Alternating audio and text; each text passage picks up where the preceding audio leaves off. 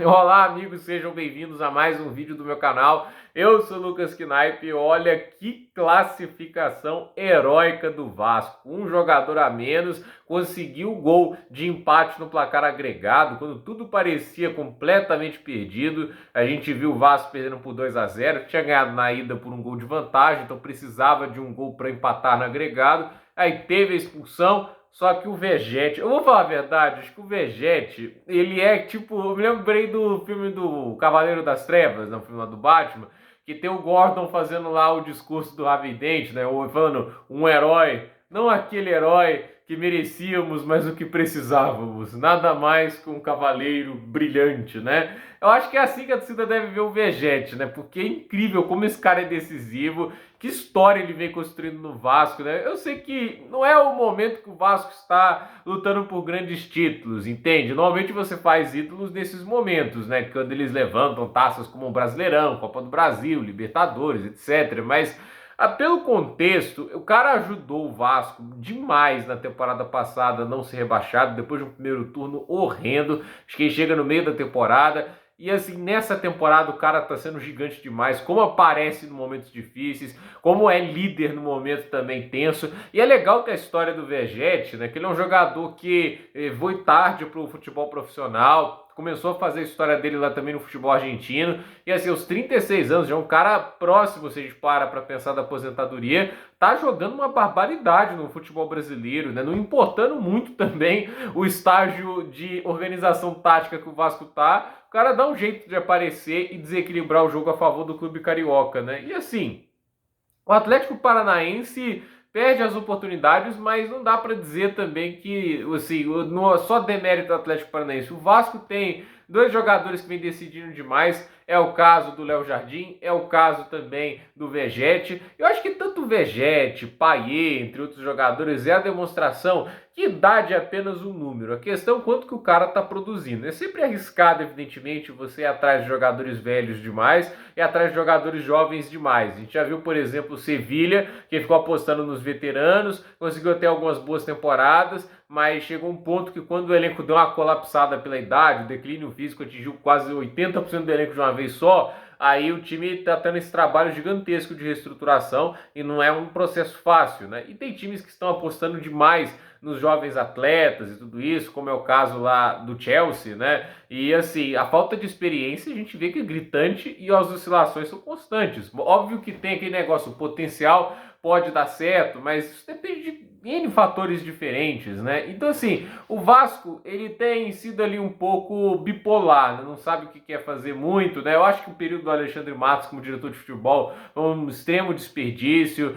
Os nomes dele acho que não eram nem lá nem cá, né? Que eles vinham contratando, mas eu acho que, assim, as apostas certas nesses veteranos, como é o caso do Payet e do Vegete, ambos com mais de 35 anos, é a demonstração de que às vezes de retorno técnico, espírito de liderança e combatividade é algo que às vezes faltava nesse time do Vasco, né? E esses caras eles trazem isso não apenas pelo futebol deles, mas inspiram muito essa liderança dentro do elenco. Eu acho que o Vegete é o general dessas tropas, assim dá para se dizer. Mas elogiar também o Renato Paiva, um técnico que chega ali como auxiliar, se firmou dentro do Vasco. O Vasco nem foi atrás de outro técnico, mas faz um bom trabalho. Extraordinário? Não, mas é um bom trabalho.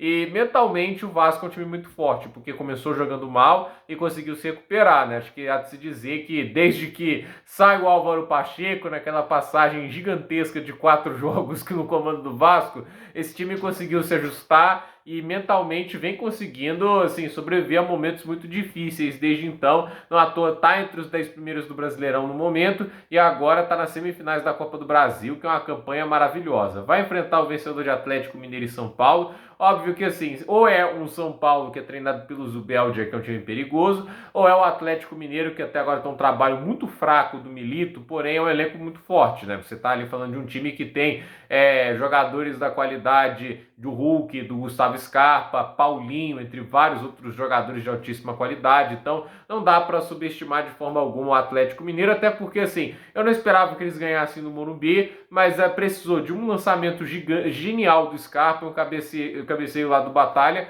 eles ganharam o jogo, entende? Esse é o tipo de time que, assim, é traiçoeiro pelo talento que tem. E se ajusta um pouquinho taticamente, se torna bem perigoso. Já teve algumas partidas ali no início da gestão do Milito, quando o Atlético entrou organizado dentro de campo, foi muito forte, foi muito interessante o desempenho. Mas já tem tempo que isso não acontece. Então, assim, há um horizonte, há um mundo em que o Vasco está na final da Copa do Brasil? Eu acredito que sim, tem essa possibilidade, tem essa chance. Eu acho que o elenco não é de ouro, né? Não é um baita time de futebol, mas ele tem peças que conseguem desequilibrar nos momentos certos. Eu acredito que vem mostrando organização tática o suficiente para dar à torcida a possibilidade de acreditar que eles possam superar tanto São Paulo, tanto o Atlético Mineiro, seja quem for que vai enfrentar o Vasco nas semifinais. E eu vou dizer uma coisa, né? Não há um bicho-papão nessa Copa do Brasil, não há um bicho-papão do Brasileirão no contexto geral. O Botafogo talvez é o time mais forte, mas até o Botafogo oscila, até o Botafogo tem seus problemas. Então, assim, eu olho para a Copa do Brasil, gente, só tem time instável, né? O Flamengo não tá fazendo uma boa temporada, o trabalho do Tite é muito fraco, o Bahia também não é lá aqueles times confiáveis, o Corinthians nem se fale, Atlético Mineiro e São Paulo também, assim, o São Paulo até tem um bom técnico, mas o elenco não é lá dos mais convincentes, então todo mundo tem problemas a resolver. No final, vence o time que foi mais decisivo, porque mata-mata nem sempre dá o melhor equipe, o melhor trabalho, dá quem aproveita as oportunidades. Hoje o Vasco deu uma aula de aproveitar oportunidades, né? Porque assim, começou mal, estava sendo eliminado, um a menos, surgiu oportunidade para empatar na agregada, empatou e conseguiu se segurar mesmo com um jogador a menos, inclusive se defendeu muito bem no segundo tempo, não só pelo Léo Jardim, mas por toda a organização do sistema de meio campo e de defesa, foi realmente muito impressionante. Então, assim, classificação merecida para o Vasco. Os torcedores vascaínos, né, que incluindo o meu irmão, sofrem muito nos últimos anos, né? Tipo, não é um time que tá lutando por títulos como já esteve há tempos atrás.